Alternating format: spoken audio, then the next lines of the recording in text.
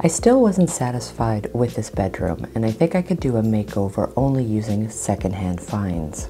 A friend of mine was telling me a neighbor was redoing their garage and was getting rid of a bunch of furniture, so we decided to head down and see what we could score for free. I found this amazing mirror and an amazing bed frame. I wasn't sure if I was going to have to paint this or what, but I figured I'll start with a really good cleaning. It's been stored for many years and it's got a little bit of rust, but I think if I can clean it off and get rid of this rust or paint it, I think I could do something with this. So you'd be surprised what doesn't look so good might end up being a gem.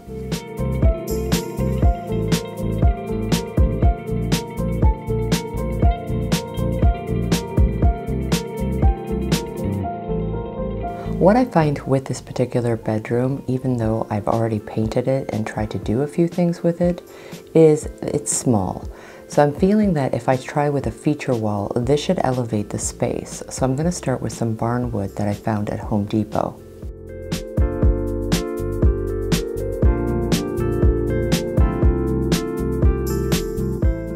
I really felt by elevating a feature wall from floor to ceiling, it will actually make this space feel a lot taller and bigger. So what I'm going to do is go back with the white paint and repaint over what I had done with the double day bed that I had, which I'll repurpose for something else. What I need to do is make cuts for the bottom to get around 2 separate outlets, which will be easy to do. The barn wood planks are actually 8 feet long, and the actual width of the wall that we want to do is 10 feet. So we have to make 2 feet cuts, but we did buy enough wood to cover the entire wall space from floor to ceiling. Just using a jigsaw, we were able to make cuts for the electrical outlets.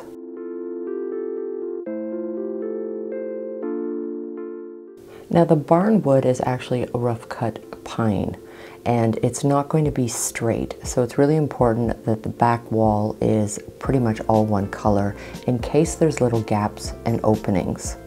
The barn wood planks that we're using are 1 inch thick, so we're going to be using 2-inch nails, which you can use a nail gun, but we also have a compressor, but either or will work. Also applying the no more nails just for adhesion, so this way it has a nice strong hold against the wall. The other thing we did is to make sure that we actually found the studs behind the wall with a stud finder. So this way we could actually line up the nails along the studs themselves. And again, it's just a hold for extra security. We're using a 1.5 belt sander to sand around the edges that we cut for the electrical outlets. All this is just measuring exactly where you need to make your cuts. And again, the actual length of these barn woods were 8 feet and the width of the wall was 10 feet. The barn wood look is not meant to be exact. It's meant to have a little bit of a rough look with it, which means it doesn't line up exactly.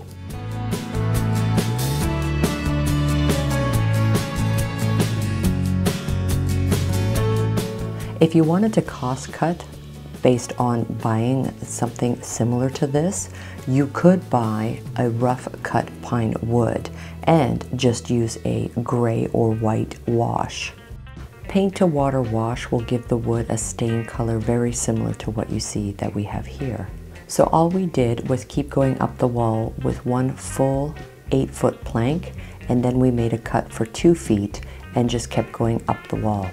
We staggered the cuts side to side as we were going up the wall. The total cost for this feature wall for us was under $300, but there are other budget ways you could do a feature wall, whether it's a really cool contrasted paint color or perhaps even a really fun textured wallpaper. But the fun part about doing this makeover was to challenge myself to use things I already have and things that I've thrifted, including the bed frame that we got. You don't need any fancy tools to create a feature wall. All you need is a hammer, a saw, and a nail gun. We use 2-inch nails because of the width of these boards.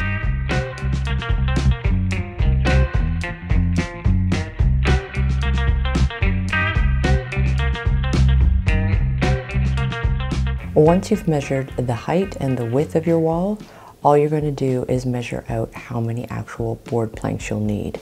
So the actual boards are 12 inches, and when we got to the top, we only needed 6. So all we did with the circular saw is cut the last remaining boards in half, and then we got it completely flush to the ceiling.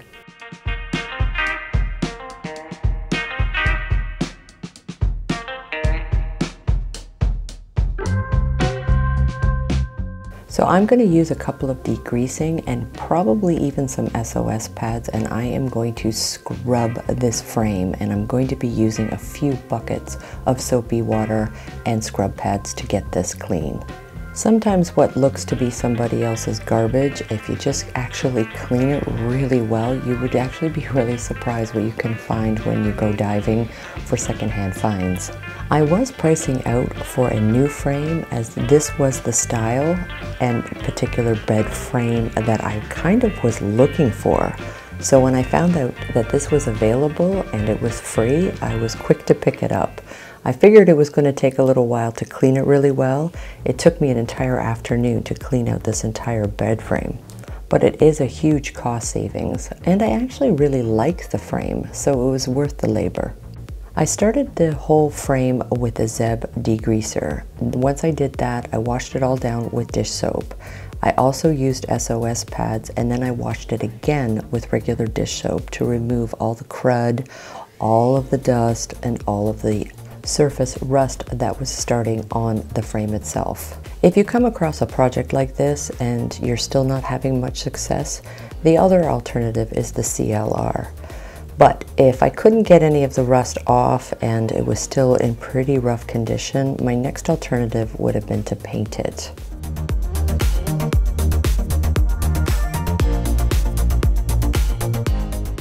I used the Zeb degreaser, the dish soap, to clean the mirror frame as well. Once I got all of that off, I removed all of the tape that was actually on the mirror, but it did leave a residual kind of glue stick. So I cleaned it with Windex first. Then what I'm going to do is I'm actually going to use a nail polish remover. I'm going to apply that onto the mirror. Then I'm going to use a green scrub pad to remove all of that sticky residual that was left on from the tape.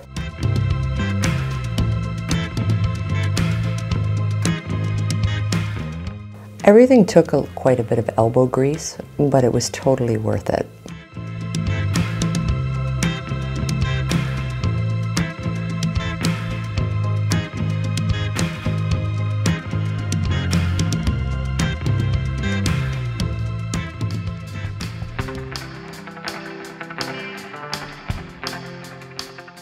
The beauty about finding something free is sometimes it doesn't always come with all the screws. So we actually had to go back and find screws at Home Depot, so this way we could put both sides of the frame together, as well as the foot board and the headboard.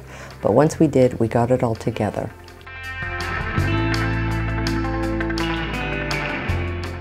I thrifted 2 of these full-length mirrors, and they just have a standard wood frame on them. And I've actually had these in storage probably for close to 8 years now. I have not actually hung them up, but they're in mint condition. They were such a good score, and I'm finally getting a chance to actually use them. So I want to put one in each of the spare rooms, so both those rooms can have a full-length mirror. They are a little bit on the dark side, so one great way is just adding a simple whitewash. I use 50% water to 50% white paint, or you could even use a chalk paint, and I just highlight it. Sometimes you have to troubleshoot a little bit, so what I'll do is I'll start with a light coat, then I'll rub it back, and if I want it to come a little bit lighter, I just add another wash on top.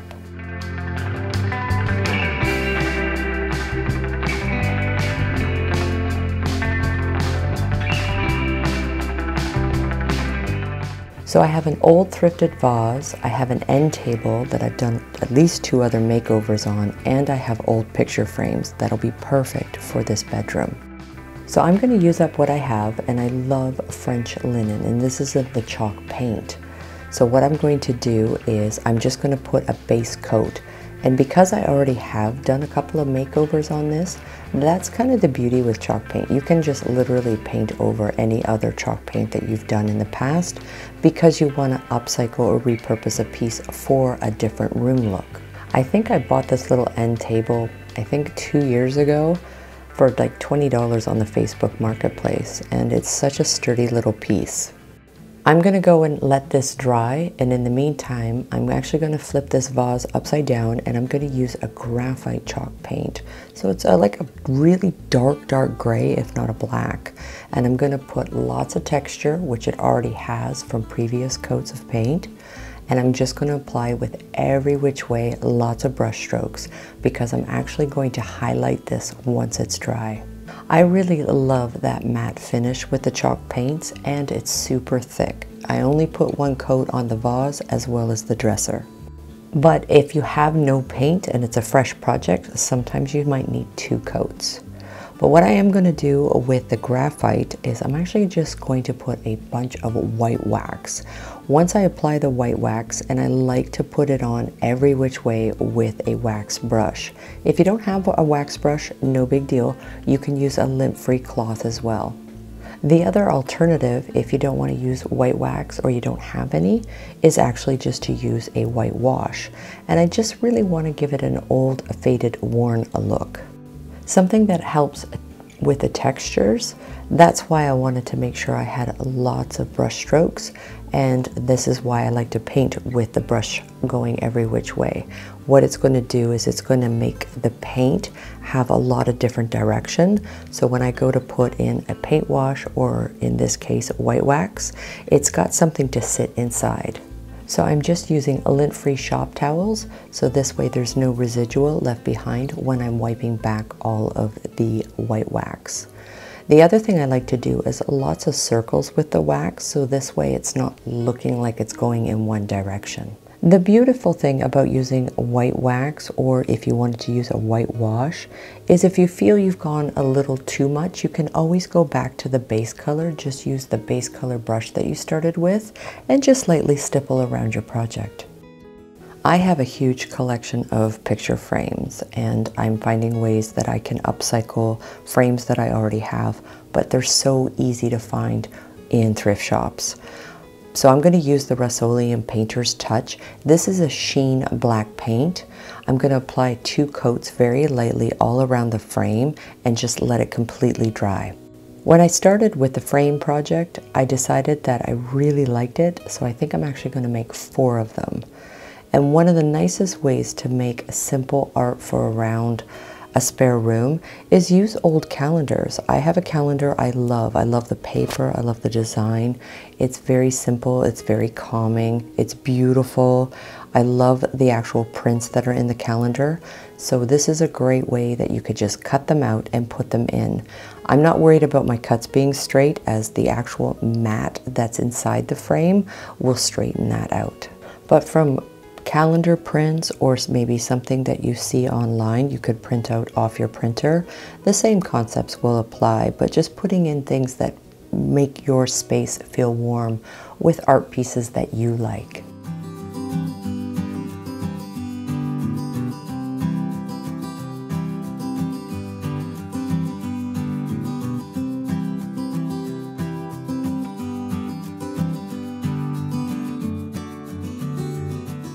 This has a piece of history and was thrifted and put together from many years ago, and I'm thinking it needs a new makeover, and it's going to be perfect for what I need it for this bedroom makeover.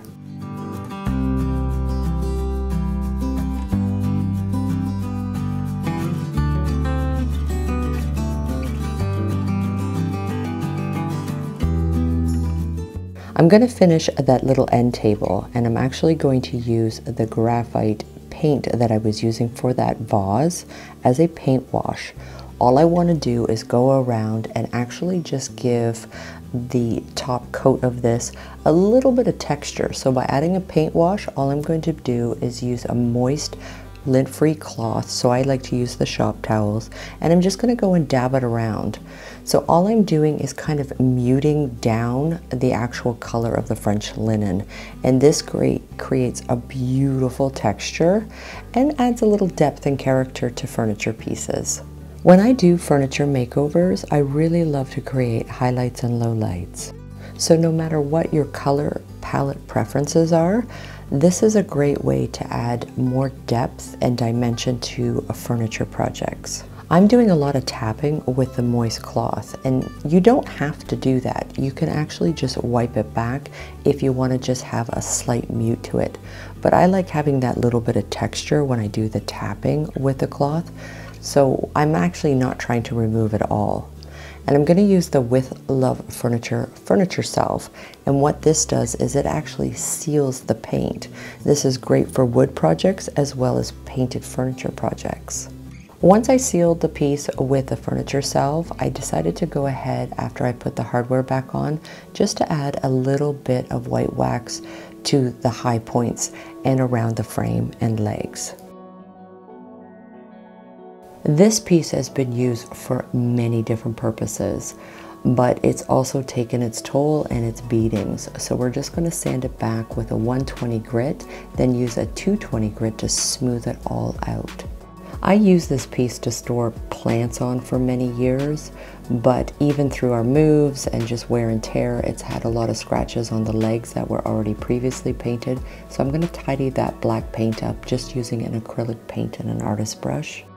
But because this bedroom is so small, I thought this would be perfect as a console table to go with that recycled mirror that I found with the bed frame. So for the wood, I'm just going to use a straight up white paint, and I made a 50% paint to 50% wash, and I'm just going to whitewash all the wood. Anytime I whitewash with wood, I try to actually rub back with that lint-free cloth or a shop towel, and I try to go with the wash of wiping back with the grain of wood. Sometimes you have to play around with your paint wash mix. So I will generally start with a 50% paint, 50% water, but sometimes it might still be too light. But that's okay. If it's still a little bit too light, you can always go back and apply another coat of your whitewash. Because it's going to take probably at least a day or so to be completely dry, once it is completely dry, I'll use that furniture salve just to top coat it and seal the paint wash as well as the wood. Paint washes are great, especially when you really like working with wood or you want to keep certain wood furnishings, but you just want to kind of maybe mute out the wood tone or wood stain that either it naturally comes with or a stain that it's already on it. But because I don't have an actual dresser for this bedroom makeover, I think this will be perfect.